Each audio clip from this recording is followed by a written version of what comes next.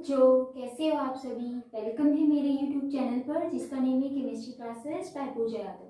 और आज की इस वीडियो के अंदर बच्चों हम लेकर आए हैं जो method of preparation of haloalkanes है उनका सेकंड पॉइंट। ठीक है, फर्स्ट पॉइंट मैंने आपको nature of the CX bond के साथ करा दिया था और इस वीडियो के अंदर हम नेक्स्ट जो पॉइंट्स है प्रिपरेशन मेथड्स के वो देखने वाले हैं। तो सेकंड पॉइंट आता है फ्रॉम हाइड्रोकार्बन। ठीक है, हाइड्रोकार्बन आपको पता है कौन कौन से होते हैं, एल्कीन और एल्काइन, और हम एल्कीन्स भी पढ़ते हैं, है ना। तो अभी हम देखेंगे एल्कीन और एल्काइन से हम कैसे हेलो एल्कीन्स की फॉर्मेशन कर सकते हैं। ठीक है, तो फर्स्ट इसमें अगर हम क्या करें, ये जो हाइड्रोकार्बन्स है इनकी रिएक्शन अगर हम हेलोजन एसिड जो है उनके साथ करा दें। ठीक है, तो एक चीज ध्यान रखना कि जो एल्कीन और एल्काइन है जिनमें कार्बन में डबल और ट्रिपल बॉन्ड होते हैं उनमें क्या होती है, एडिशन रिएक्शन होती है मोस्टली। ठीक है, तो एडिशन देखेंगे हम तो हम ये कह सकते हैं reaction with halogen acids.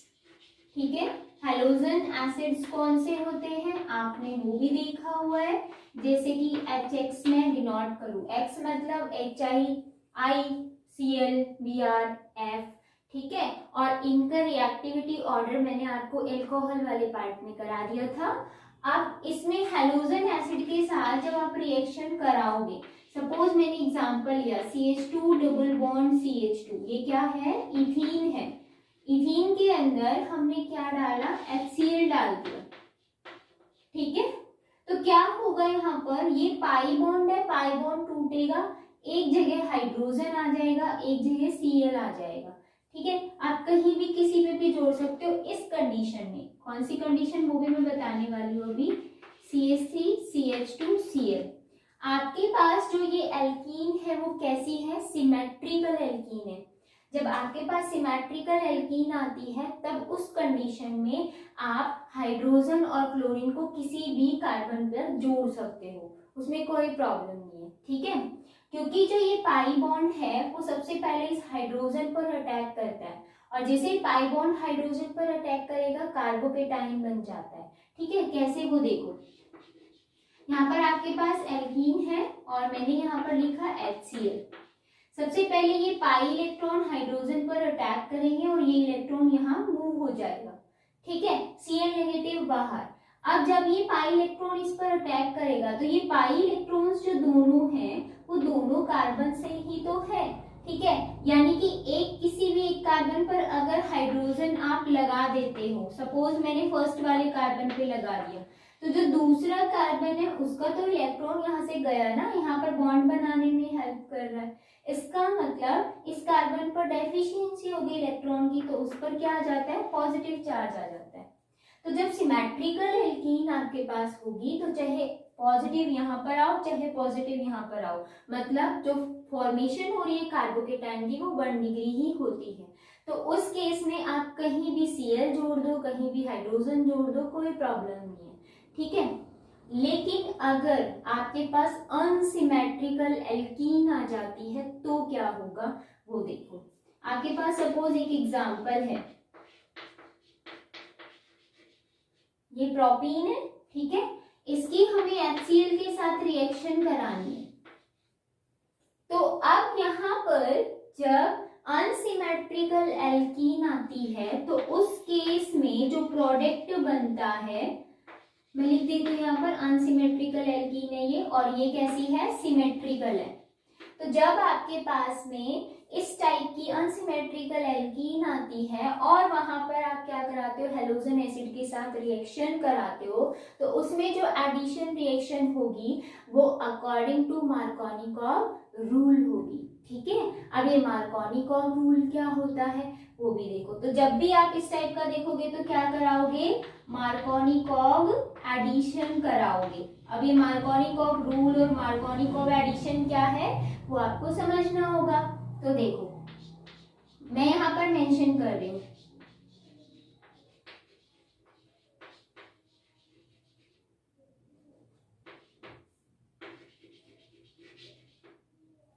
Markovnikov rule के अकॉर्डिंग क्या होता है कि जो हम रिएक्टेंट लेते हैं, ठीक है, एल्कीन ले रहे हैं और उसके साथ क्या ले रहे हैं, हैलोजन एसिड, तो हैलोजन एसिड के अंदर जो नेगेटिव पार्ट होगा या नेगेटिव एलिमेंट होगा वो किस पर अटैक करेगा, डबल बॉन्डेड कार्बन के उस कार्बन पर अटैक करता है जहां least number of hydrogen present होते हैं, ठीक है।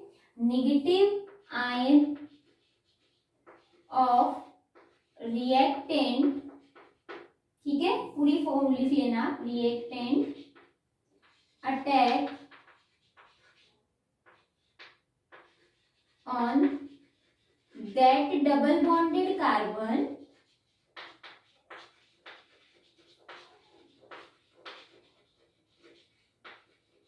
which have least number of hydrogen, ठीक है। तो ये रूल क्या कहता है आपको समझ आ गया। अब हमें डबल बॉन्डेड कार्बन देखने, हमारे पास ये दो डबल बॉन्डेड कार्बन है, अगर इसमें डबल बॉन्डेड कार्बन में हमारे पास क्या है, हाइड्रोजन जिसमें कम है, इसका मतलब वहीं पर नेगेटिव आयन अटैक करेगा। और इसने जो रूल दिया वो बड़ा सोच समझ के दिया, वो मैकेनिज्म के थ्रू भी आपको अच्छे से समझ में आ जाएगा, ठीक है। तो मार्कोनिको रूल के अकॉर्डिंग क्या है, नेगेटिव आयन कौन है, Cl नेगेटिव, वो कहां पर आएगा, इस वाले कार्बन पर, बीच वाले कार्बन पर। तो प्रोडक्ट क्या बनेगा, CH3 CH सिंगल बॉन्ड, पहले CH2 था, देखो हाइड्रोजन यहाँ आ जाएगा तो यहाँ 3 हाइड्रोजन हो जाएंगे और यहाँ कौन आ जाएगा, क्लोरीन हो जाएगा, ठीक है। तो आपके पास यहाँ पर जो प्रोडक्ट बन के आया वो सेकंड नंबर पर क्लोरीन है, तो आप क्या लिख सकते हो, 2-क्लोरोप्रोपेन, ठीक है। प्रोपेन से 2-क्लोरोप्रोपेन बन जाता है, तो वो किसके अकॉर्डिंग होगा, मार्कोनिकॉफ एडिशन के अकॉर्डिंग, ठीक है, मार्कोनिकॉफ रूल के अकॉर्डिंग आपको देखना है। अब ये जो इसने स्टेटमेंट दी इसमें भी दम है, मतलब ये मैं जब मैकेनिज्म आपको कराऊंगी तब आपको समझ में आ जाएगा। तो पहले आप इसका स्क्रीनशॉट ले लो, देन मैं इसकी मैकेनिज्म करा देती हूँ, फिर आगे और टॉपिक्स लेंगे। देखो बच्चों, मार्कोनिकॉफ एडिशन में मैंने एग्जांपल लिया था अनसिमेट्रिकल एल्कीन का, और उसमें हमने क्या डाला था, HCl। तो हम सबसे पहले देखेंगे कि जो ये पाई इलेक्ट्रॉन्स है वो हाइड्रोजन पर अटैक करेंगे और यहाँ से Cl नेगेटिव बाहर हो जाएगा अभी फिलहाल के लिए। अब जैसे ही इसने हाइड्रोजन ने अटैक किया तो यहाँ पर दो कंडीशन निकल के आएगी, वो क्या, हाइड्रोजन इस वाले कार्बन पे भी जुड़ सकता है और इस वाले कार्बन पे भी जुड़ सकता है, ठीक है। तो मैं दोनों कंडीशन एक बार यहाँ बता रही हूँ। सपोज करो अगर वो मिड वाले कार्बन से जुड़ जाता है, एक हाइड्रोजन था, एक हाइड्रोजन ये आ गया, तो सिंगल बॉन्ड एंड CH2 और यहाँ आ जाएगा पॉजिटिव। ये मीनिंग आपको आई थिंक समझ आ गया होगा। पाई इलेक्ट्रॉन्स इस पर अटैक करे, इसमें डेफिशिएंसी हो जाएगी, केटायन बन गया। ये कौन सा केटायन है, 1 डिग्री केटायन है, ठीक है। अगर हाइड्रोजन टर्मिनल वाले कार्बन पे जुड़ता है तो पॉजिटिव चार्ज इस वाले कार्बन पे आ जाएगा, तो क्या बनेगा, CH3 CH3 और बीच वाले कार्बन पर पॉजिटिव। ये क्या है, 2 डिग्री केटायन है, 2 डिग्री कार्बोकेटायन है ना, कार्बोकेटायन इसलिए बोलेंगे कार्बन पे केटायन चार्ज है इसलिए, मतलब प्लस चार्ज है इसीलिए। तो ये कार्बन 2 कार्बन से जुड़ा हुआ है इसलिए 2 डिग्री, ये कार्बन ओनली 1 से जुड़ा हुआ है इसलिए 1 डिग्री। अब 2 डिग्री कार्बोकेटायन क्या होता है, ज्यादा स्टेबल होता है, इसीलिए जब रिएक्शन यहाँ होगी तो 2 डिग्री कार्बोकेटायन आप बनाओगे, और 2 डिग्री कार्बोकेटायन बनने के बाद जो ये Cl नेगेटिव था वो अब कहाँ अटैक करेगा, इस वाले कार्बन पर अटैक करेगा और आपके पास में क्या बन जाएगा, 2-क्लोरोप्रोपेन की फॉर्मेशन हो जाएगी। तो यहाँ से अपने आप ही क्लियर हो जाता है कि इसने मार्कोनिकॉफ ने जो रूल दिया वो बिल्कुल सही है, क्योंकि उसी के अकॉर्डिंग नेगेटिव पार्ट कहाँ जा रहा है, जिस डबल बॉन्डेड कार्बन पे लीस्ट हाइड्रोजन प्रेजेंट है, ठीक है। तो सिंपल, यहाँ से क्लियर हो गया। तो ये था मार्कोनिकॉफ एडिशन। अब क्या होता है, अगर हम इसी रिएक्शन में यहाँ पर जो कैटलिस्ट है वो पेरोक्साइड ले लेते हैं, तो पेरोक्साइड लेते ही जो ये रिएक्शन है वो क्या हो जाती है, रिवर्स, उल्टी हो जाती है। ठीक है, उल्टी का मतलब ये नहीं कि वापस यहाँ से यहाँ प्रोडक्ट से रिएक्टेंट बन जाएगा। अपोजिट का मतलब ये है कि जहां पर नेगेटिव अटैक कर रहा था वहां ना करके अपोजिट डायरेक्शन में करे। दैट मीन्स इस रूल को आप क्या बोलोगे, एंटी मार्कोनिकॉव रूल। ठीक है, या फिर इस इफेक्ट को पेरोक्साइड इफेक्ट भी बोल सकते हैं, क्योंकि हम इसमें जैसे ही पेरोक्साइड डालेंगे तो रिएक्शन थोड़ी सी चेंज हो जाएगी। वो कैसे, मार्कोनिकॉव के अंदर जो आपका इंटरमीडिएट बनता है वो क्या बनता है, कार्बोकेटाइन। बट जहां पर आपको पेरोक्साइड दिख जाए वहां जो मैकेनिज्म होती है वो होती है फ्री रेडिकल मैकेनिज्म। उसमें क्या बनते हैं, फ्री रेडिकल्स बनते हैं। ठीक है, तो एक बार मैं आपको वो और करा देती हूँ। पहले इसका स्क्रीनशॉट ले लो, ये समझाने के लिए बताया था। इसमें आपके पास 2 डिग्री कार्बोकेटाइन ये बनेगा और नेगेटिव आयन नीचे वाले कार्बन पर अटैक करेगा। नेक्स्ट देखो, इसमें आप देखो पेरोक्साइड इफेक्ट क्या होता है, जिसको आप एंटी मार्कोनिकॉव एडिशन भी बोल सकते हो। ठीक है, मैं ब्रैकेट में लिख देती हूँ ताकि आपके ध्यान रहे, एंटी मार्कोनिकॉव रूल या एडिशन। ठीक है, अब देखो बच्चों, यहां पर आपने अनसिमेट्रिकल ही एल्कीन ली है और उस अनसिमेट्रिकल एल्कीन के अंदर आपने क्या डाल दिया है, पेरोक्साइड डाल दिया, यानी कि HCl के साथ में क्या डाल दिया है, पेरोक्साइड। अब एक चीज आप ध्यान रखना, यहां पर आप HCl, HBr, HI, HF ये आपके पास हेलोजन एसिड्स हैं, राइट। अब यहाँ अगर आपने HCl ले लिया तो ये रिएक्शन नहीं होती। रिएक्शन किसके साथ होगी, ओनली HBr के साथ। इसीलिए मैंने जानबूझकर यहाँ पर HCl लिखा है। वो क्यों लिखा, काफी बार एग्जाम में आ जाता है नीचे पेरोक्साइड ऊपर HCl, बच्चे देख के फटाक से आंसर लिख देते हैं कि हमें पता है Cl टर्मिनल पे लगेगा, हाइड्रोजन बीच वाले पे लगेगा, हमने पढ़ा हुआ है। लेकिन बच्चों जब भी पेरोक्साइड इफेक्ट होता है हमेशा किसके साथ होगा, HBr के साथ होगा। ऐसा क्यों होगा, उसका रीजन क्या है वो भी समझ लो आप।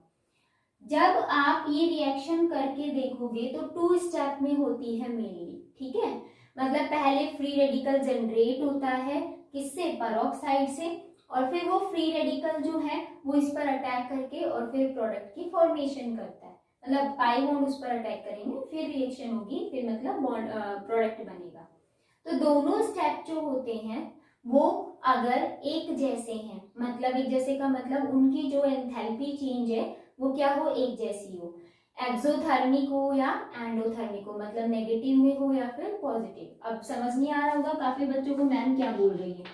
डेल्टा एच होती है एंथैल्पी चेंज, ये नेगेटिव और पॉजिटिव में होती है। नेगेटिव में अगर ये वैल्यू आती है तो इसका मतलब जो रिएक्शन है वो कैसी है, एक्सोथर्मिक है। अगर पॉजिटिव में आती है तो इसका मतलब वो क्या है, एंडोथर्मिक है। तो 2 स्टेप जब आप पढ़ोगे तब मैं आपको बताऊंगी कौन से 2 स्टेप्स हैं। वो 2 स्टेप्स जो होंगे वो दोनों ही HBr के केस में क्या होते हैं, नेगेटिव फॉर्म में आते हैं, एक्सोथर्मिक होते हैं। बाकी HCl, HI, HF के केस में क्या होता है, एक नेगेटिव में आता है और एक पॉजिटिव, मतलब एक स्टेप एक्सोथर्मिक होता है, दूसरा एंडोथर्मिक। ठीक है, उसी वजह से इनकी रिएक्टिविटी क्या हो जाती है, वहां पर स्लो डाउन हो जाती है इन प्रेजेंस ऑफ पेरोक्साइड। तो यहाँ पर HBr जो है वही रिएक्ट करेगा, HCl नहीं। अगर आपके पास ऐसे आ जाए तो आप लिखोगे नो रिएक्शन, बट अगर आपके पास यहाँ आ जाए HBr तब आपको प्रोडक्ट बनाकर आना है। ठीक है, अब देखो मार्कोनिकॉव रूल के जस्ट अपोजिट है, तभी तो एंटी मार्कोनिकॉव रूल बोला जाता है, एडिशन बोला जाता है। उसमें नेगेटिव कहाँ पर अटैक करता है, डबल बॉन्डेड कार्बन के उस कार्बन पर जहाँ least number of hydrogen present होते हैं। बट पेरोक्साइड जहां पर आ गया वहां पर क्या होता है, नेगेटिव आयन उस कार्बन पर अटैक करेगा, डबल बॉन्डेड कार्बन के उस कार्बन पर अटैक करेगा जहां पर हाइड्रोजन ज्यादा है। मतलब प्रोडक्ट क्या बनेगा, CH3 CH2 CH2Br, 1 bromo propane की फॉर्मेशन होती है। ठीक है, अब ये बना कैसे, इसका मैकेनिज्म क्या है। तो बच्चों जब भी पेरोक्साइड आता है तो हमेशा याद रख लेना वो जो मैकेनिज्म होगी वो कौन सी होगी, फ्री रेडिकल मैकेनिज्म, ठीक है। और हमेशा फ्री रेडिकल मैकेनिज्म जो होती है उनके 3 स्टेप्स होते हैं। कौन कौन से? सबसे फर्स्ट स्टेप आता है इनिशिएशन स्टेप, जो आपने 11th में अच्छे से पढ़ा हुआ है, ठीक है। सेकेंड आता है प्रोपगेशन, थर्ड आता है टर्मिनेशन। तो इनिशिएशन स्टेप में क्या होता है, रिएक्शन इनिशिएट होती है, स्टार्ट होती है, और वो कहाँ से होगी, इस पेरोक्साइड से, ठीक है। ये जो पेरोक्साइड होता है, यहाँ पर सपोज हमने बेंजोइल पेरोक्साइड लिया C6H5 C double bond O, then O, फिर O, फिर C double bond O, C6H5, ये आपके पेरोक्साइड है जिसको बेंजोइल पेरोक्साइड बोला जाता है। क्या होगा, यहाँ दोनों ऑक्सीजन के बीच में एक एक इलेक्ट्रॉन है, दोनों की इलेक्ट्रोनेगेटिविटी ज्यादा है, ये अपने वाला इलेक्ट्रॉन ले लेगा, ये अपने वाला इलेक्ट्रॉन ले लेगा। जैसे इलेक्ट्रॉन लेगा यहाँ पर 2 मॉलिक्यूल ऑफ क्या बन जाएगा, C6H5 C double bond O, then O, और ये एक इलेक्ट्रॉन अपना लेकर बैठ गया, इसी को आप फ्री रेडिकल बोलते हो, ठीक है। अब क्या होगा इस केस में, जो C6H5 C double bond O और यहाँ पर ऑक्सीजन फ्री रेडिकल था, क्या होगा, ये फ्री रेडिकल जो है वो इधर मूव करेगा और ये वाला इलेक्ट्रॉन जो है वो इधर मूव करेगा। आपको पता है एक बॉन्ड को बनाने में 2 इलेक्ट्रॉन चाहिए, एक इलेक्ट्रॉन यहाँ से आ गया, एक इलेक्ट्रॉन यहाँ से, और ये अपना इलेक्ट्रॉन ले लेगा। जैसे ही लेगा यहाँ पर क्या बनेगा, C6H5 फ्री रेडिकल और साथ में CO2 गैस रिलीज हो जाएगी। तो यहाँ 2 मॉलिक्यूल है तो आप दोनों ले लो, यहाँ पर 2 मॉलिक्यूल ये बन जाएगा और CO2 2 मॉलिक्यूल रिलीज हो जाएंगे, ठीक है। इनिशिएशन स्टेप में क्या होता है, न्यू फ्री रेडिकल की जनरेशन होती है। प्रोपगेशन में फ्री रेडिकल जो है वो हमारे मेन रिएक्टेंट के साथ कंबाइन होके प्रोडक्ट की फॉर्मेशन करता है। एंड टर्मिनेशन में क्या होता है, जितने भी फ्री रेडिकल्स बनते हैं वो आपस में कंबाइंड होके एक एडिशनल प्रोडक्ट, एक या एक से ज्यादा एडिशनल प्रोडक्ट की फॉर्मेशन करते हैं। तो यहाँ पर C6H5 फ्री रेडिकल बना। अब हमारे पास क्या है, HBr क्या करेगा, रिएक्ट करेगा इसके साथ में। C6H5 फ्री रेडिकल था, ये क्या करेगा, हाइड्रोजन पर अटैक करेगा, ठीक है, हाइड्रोजन के साथ बॉन्डिंग बनाने की कोशिश करेगा। तो अपना ये इलेक्ट्रॉन ये ले लेगा, ये इलेक्ट्रॉन अपना ये ले लेगा और ये इलेक्ट्रॉन इसके साथ बॉन्डिंग कर लेगा। तो क्या बन जाएगा, C6H6 बेंजीन और साथ में Br फ्री रेडिकल जनरेट हो गया, ठीक है। अब जो Br फ्री रेडिकल जनरेट हुआ वो यहाँ पर रिएक्ट करने की कोशिश करेगा। तो जो सेकंड स्टेप आता है प्रोपगेशन, उसमें क्या होगा, प्रोपगेशन के अंदर बच्चों यहाँ पर जो आपकी अनसिमेट्रिकल एल्कीन थी वो रिएक्ट करेगी प्लस Br फ्री रेडिकल, ठीक है। अब अच्छे से समझना है, क्योंकि जब आपने कार्बोकेटायन बनाया था तो 1 डिग्री और 2 डिग्री कार्बोकेटायन बने थे, है ना। यहाँ पे भी 1 डिग्री और 2 डिग्री फ्री रेडिकल बनेंगे।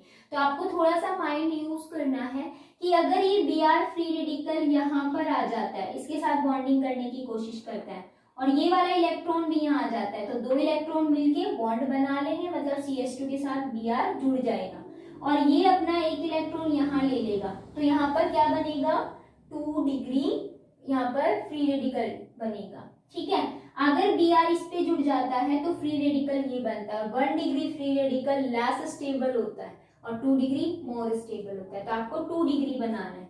तो यहाँ पर क्या बनेगा, CH3 CH free radical single bond CH2 Br। अब आपको समझ में आ गया होगा कि ये Br इस वाले टर्मिनल कार्बन पे क्यों जुड़ा, क्योंकि जब ये टर्मिनल कार्बन पे जुड़ता है तो 2 डिग्री फ्री रेडिकल की फॉर्मेशन होती है जो कि ज्यादा स्टेबल है, ठीक है। अब क्या होता है, जो ये C6H5 फ्री रेडिकल था, या सॉरी C6H6 जो है वो अपना एक हाइड्रोजन इसको दे देगा, तो यहाँ पर क्या बन जाएगा, CH3 और यहाँ CH2 फिर CH2 फिर Br, हमारा ये प्रोडक्ट बन जाएगा, ठीक है। और ये वापस किस में कन्वर्ट हो जाएगा, C6H5 फ्री रेडिकल में कन्वर्ट हो जाएगा। टर्मिनेशन स्टेप में क्या होंगे, जितने भी फ्री रेडिकल्स हमको जोड़ दो, जैसे कि Br अगर दो आपस में जुड़ जाते हैं तो वो क्या बना लेंगे, Br2 बना लेंगे। अगर ये दो मॉलिक्यूल आपस में जुड़ जाते हैं तो पर ऑक्साइड बना लेंगे। अगर C6H5 के दो मॉलिक्यूल आपस में जुड़ जाते हैं तो दो बेंजीन आपस में बाइफिनाइल की फॉर्मेशन कर लेते हैं। ठीक है, तो इस टाइप से वो एडिशनल प्रोडक्ट होंगे, मेन प्रोडक्ट हमारा यहीं पर आके खत्म हो जाएगा। ठीक है, या बन जाएगा। तो सेकेंड स्टेप में ही बन जाता है प्रोपगेशन में। ये मैंने कराया हुआ अभी 11th में भी है और आपको अच्छे से समझ भी आ गया होगा। ठीक है, तो ये था पेरोक्साइड इफेक्ट जो कि HBr के साथ में ही होता है। अब देखते हैं इसके नेक्स्ट कि हम और कौन कौन से रिएक्शन से हाइड्रोकार्बन में और क्या जोड़े, क्या ऐड करें, क्योंकि इसमें हमने पहला देख लिया हेलोजन एसिड का, और हम क्या जोड़े कि हमारे पास क्या बन के आए, हेलोएल्केन्स बन के आए। तो जल्दी से पहले इसका स्क्रीनशॉट ले लो। सेकेंड इसमें बच्चों क्या होता है कि जो हाइड्रोकार्बन है अगर इनमें हम हेलोजिनेशन करा दें, ठीक है, हेलोजिनेशन का मतलब क्या होता है, एडिशन ऑफ हेलोजन, उसको आप हेलोजिनेशन बोलते हो। अब इस केस में क्या होगा वो देखो, मैं आपको यहाँ पर मेन पॉइंट्स बताने वाली हूँ। अगर आप क्या करते हो, सपोज करो आपने यहाँ पर एल्कीन ली है CH2 डबल बॉन्ड CH2, ठीक है, इसमें आपने क्लोरीन डाल दी तो उसको क्लोरीनेशन बोलेंगे, आयोडीन डालेंगे तो आयोडीनेशन बोलेंगे। और आपने यहाँ पर जो सॉल्वेंट लिया वो नॉन पोलर सॉल्वेंट ले लिया, ठीक है, तो क्या होगा इस केस में कि जो हमारे पास डबल बॉन्ड है वो ब्रेक होगा, दो क्लोरीन है, एक क्लोरीन इस कार्बन पर और एक इस कार्बन पर। ठीक है, चाहे आप सिमेट्रिकल एल्कीन ले लो चाहे अनसिमेट्रिकल एल्कीन ले लो, अगर आपने सॉल्वेंट CCl4 लिया है तो उस केस में इक्वली डिस्ट्रीब्यूशन होगा, यानी कि बॉन्ड टूटेगा और क्लोरीन आ जाएगी। आपको पता है टू एडजेसेंट कार्बन पर अगर हेलोजन ग्रुप होते हैं तो उसको हम क्या बोलते हैं, विसिनल, जिसको विस खाली विस से रिप्रेजेंट करेंगे, डाइक्लोराइड। ठीक है, विसिनल डाइक्लोराइड की फॉर्मेशन होती है, या फिर 1,2 डाइक्लोरो इथेन बनता है। ठीक है, चाहे सिमेट्रिकल हो चाहे अनसिमेट्रिकल हो, विसिनल डाई हैलाइड्स की फॉर्मेशन होगी। नेक्स्ट, अगर इसमें हम अनसिमेट्रिकल एल्कीन ले लेते हैं, सपोज करो, सिमेट्रिकल नहीं होगी ये रिएक्शन जो मैं बता रही हूँ, अनसिमेट्रिकल होगी। ठीक है, अनसिमेट्रिकल एल्कीन ली और साथ में हमने क्या करा दिया यहाँ पर हेलोजिनेशन, मतलब क्लोरीन डाल दिया, ब्रोमीन डाल दी। ठीक है, फ्लोरीन और आयोडीन रिएक्ट नहीं करेंगे, वो मैं आपको बताऊंगी। तो क्लोरीन या ब्रोमीन आपने डाल दी और आपने यहाँ टेम्परेचर क्या रखा, हाई टेम्परेचर, मतलब आपने टेम्परेचर रखा मान लो अबव 750 केल्विन। ठीक है, इससे ज्यादा टेम्परेचर रखा, हाई टेम्परेचर रखा, तो क्या होता है। अब देखो बच्चों, हमने अभी तक पढ़ा है कि एल्कीन या एल्काइंस जहां भी दिख जाए, आप यहाँ एल्काइन भी ले सकते हो, तो उसमें 2 बार रिएक्शन हो जाएगी जब तक सिंगल बॉन्ड नहीं बन जाता। बट अगर आपके पास में हाई टेम्परेचर है और अनसिमेट्रिकल एल्कीन है, सिमेट्रिकल में रिएक्शन नहीं होगी, अनसिमेट्रिकल एल्कीन है, तो वहां पर एडिशन रिएक्शन नहीं होती है, क्या होती है, सब्स्टिट्यूशन। ठीक है, ऐसा क्यों, क्योंकि जब हाई टेम्परेचर होता है तो उस केस के अंदर जो एडिशन रिएक्शन होती है वो क्या हो जाती है, रिवर्सिबल हो जाती है। रिवर्सिबल का मतलब ये इस डायरेक्शन में भी हो जाएगी, तो जो हमारा प्रोडक्ट बना वो वापस रिएक्टेंट में कन्वर्ट हो जाता है, तो ऐसा लगता है रिएक्शन हुई ही नहीं। समझ आई ये बात। ठीक है, तो ये रिवर्सिबल है इसीलिए। अब अगर यहाँ पर सब्स्टिट्यूशन कराते हो आप, तो सब्स्टिट्यूशन रिएक्शन जो होती है वो इरिवर्सिबल होती है, ये ध्यान रख लेना। तो जब भी आपको टेम्परेचर ज्यादा मिल जाए, क्लोरीन या ब्रोमीन होती है और फिर आप रिएक्शन करके देखते हो, तो इस केस में हमेशा जो एलाइलिक पोजीशन होगी, एलाइलिक कौन सा होता है, डबल बॉन्डेड कार्बन के अगर साइड में एक अनदर कार्बन जुड़ा हुआ है तो वो एलाइलिक पोजीशन है। ठीक है, उसमें हाइड्रोजन सब्स्टिट्यूट हो जाता है, तो सब्स्टिट्यूशन होगा, क्या होगा, CH2 और यहाँ Cl लग जाएगा, double bond as it is रहता है। बच्चों ये पॉइंट इंपॉर्टेंट है, ध्यान रखना। ठीक है, अब यहाँ पर अगर आप सिमेट्रिकल एल्कीन लेते हो तो एडिशन रिएक्शन हो ही नहीं पाएगी, क्योंकि वो तो रिवर्सिबल है, मतलब प्रोडक्ट बनेगा वापस रिएक्टेंट बना लेगा, तो फिर वहां पर तो कोई फायदा ही नहीं है। इसलिए अनसिमेट्रिकल एल्कीन में ही ये रिएक्शन होती है। ठीक है, ये इंपॉर्टेंट है, क्योंकि अगर आप यहाँ पर SO2Cl2 लेते हो, ठीक है, NBS लेते हो, तो उनमें भी क्या होगा, यहाँ पर इस वाले कार्बन पर एलाइलिक पोजीशन पे, जिसको एलाइलिक हैलोजिनेशन भी बोला जाता है, इसमें क्या होगा, यहाँ पर हाइड्रोजन हट जाएगा और Cl लग जाएगा। अगर ब्रोमीन ले रहे हो तो ब्रोमीन लग जाता है। ठीक है, अब एक चीज और, इस रिएक्शन में अगर आप ब्रोमीन डालते हो, क्लोरीन तो कलरलेस होती है, बट ब्रोमीन जो होती है ना बच्चों, वो ब्राउन कलर की होती है।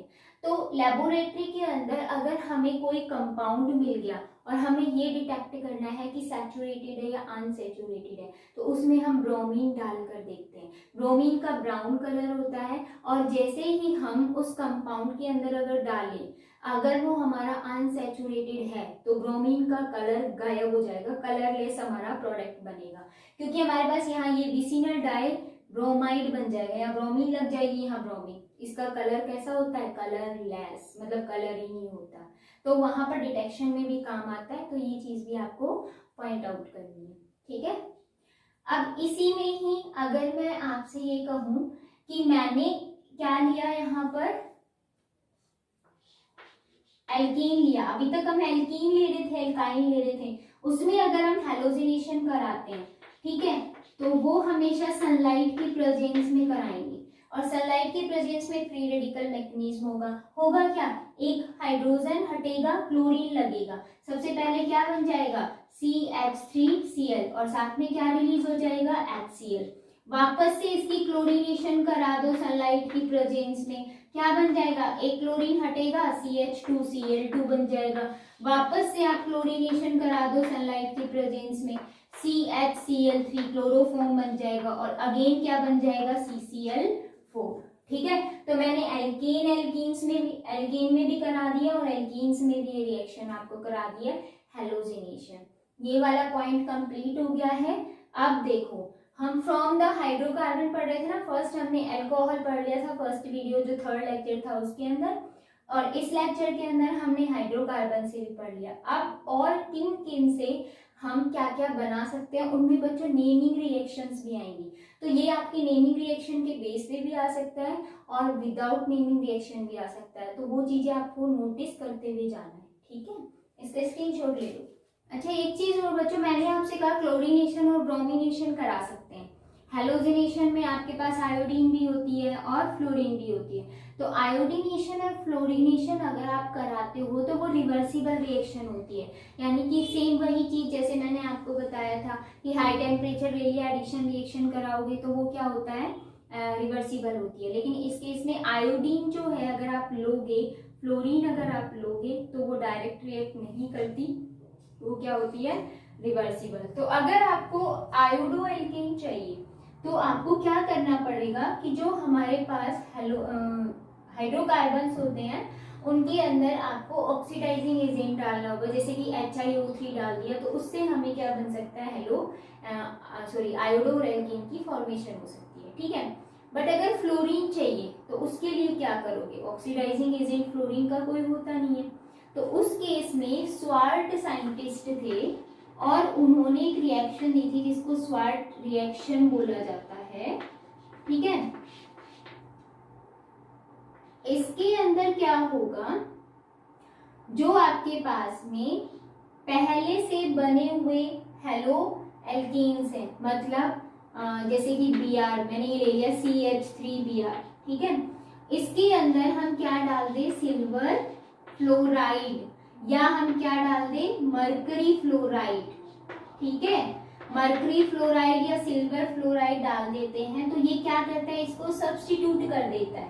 ठीक है, यहाँ पे क्लोरीन ले सकते हो आप, आयोडीन ले सकते हो, तो ये क्या कर देगा, सब्स्टिट्यूट कर देगा, और जैसे ही सब्स्टिट्यूशन होगा यहाँ क्या बन जाएगा, CH3F बन जाएगा, AgBr रिलीज हो जाएगा और मरकरी ब्रोमाइड रिलीज हो जाएगा। तो इन दोनों में से कोई भी एक ले सकते हो।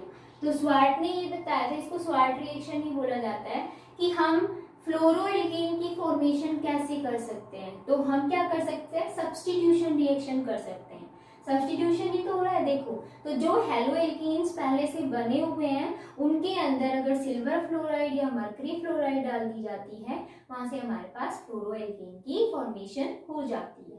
ठीक है, तो ये हो गया है कंप्लीट। अब देखो नेक्स्ट रिएक्शन, थर्ड पॉइंट, क्योंकि हमने दो कर ली, हाइड्रोकार्बन का मैंने आपको करा दिया। अब इसी की जैसी एक और रिएक्शन होती है, वो क्या होती है, हैलोजन के एक्सचेंज वाली। जैसे इसमें भी हैलोजन एक्सचेंज हो रहा है ना, वैसे उसमें भी होगा। तो एक साइंटिस्ट थे फिंक्लेस्टीन,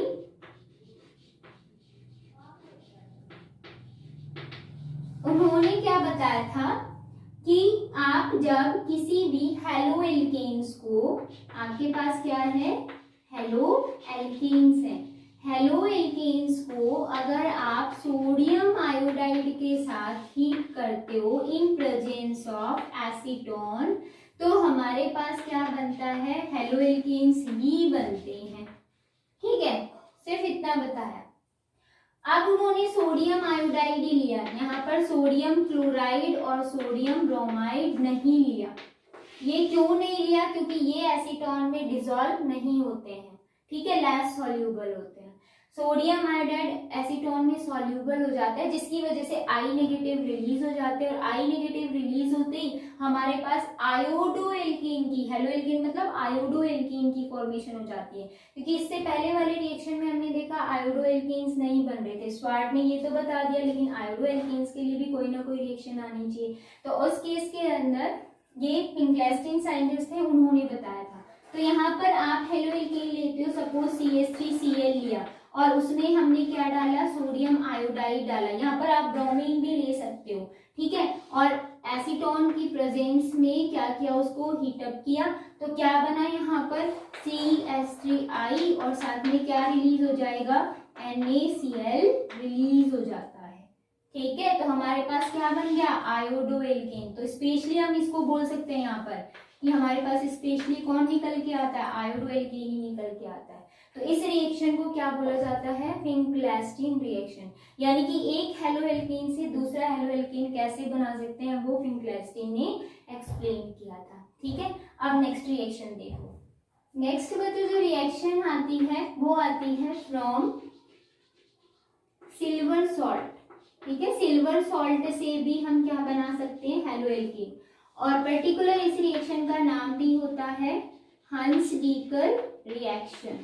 ठीक है, हंस-डीकर साइंटिस्ट थे, उन्होंने एक्सप्लेन किया था। तो जो सिल्वर सॉल्ट्स होते हैं, आर, जैसे मैं यहाँ लिख दूं RCOOAG, इसको बोला जाता है सिल्वर सॉल्ट। इसमें अगर हम ब्रोमीन डाल देते हैं इन प्रेजेंस ऑफ सॉल्वेंट, और सॉल्वेंट कैसा होना चाहिए, नॉन पोलर सॉल्वेंट होना चाहिए। ठीक है, और फिर हम क्या करते हैं, रिफ्लेक्स करते हैं। ये मैंने आपको बताया हुआ है रिफ्लेक्स क्या होता है।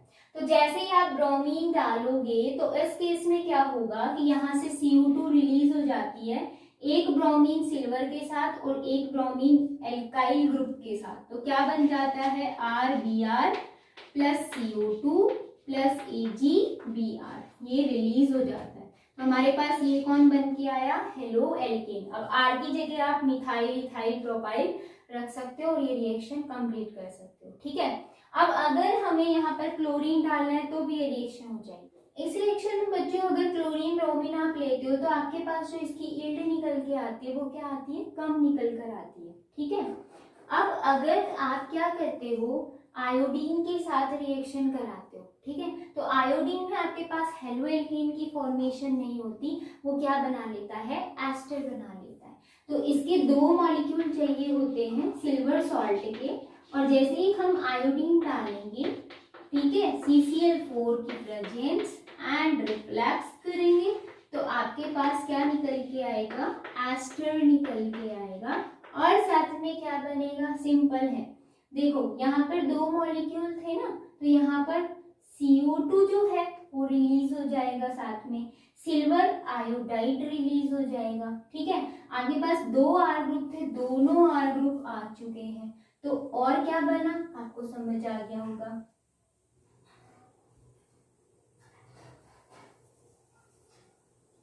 तो क्या लिखोगे आप यहाँ पर, 2 molecule of the silver and 2 molecule है यहाँ पर आयोडीन के, तो 2Ag बन गया, साथ में और रिलीज क्या हो जाएगा, CO2। ये चीज ध्यान रखनी है कि जब हम क्लोरीन या ब्रोमीन के साथ कराते तब तो हेलोएल्कीन बनेगा कि उसकी यील्ड कम हो, बट आयोडीन के साथ रिएक्शन कराएंगे तो एस्टर बनता है, हेलोएल्कीन की फॉर्मेशन नहीं होती है। तो बच्चों ये जो प्रिपरेशन थी, मेथड ऑफ प्रिपरेशन वो कंप्लीट हो गया है। नेक्स्ट वीडियो के अंदर हम जो एरीन्स थे उनके मेथड ऑफ प्रिपरेशन पढ़ेंगे, देन हम फिजिकल प्रॉपर्टी पर आएंगे। तो मिलते हैं नेक्स्ट वीडियो में, टेक केयर।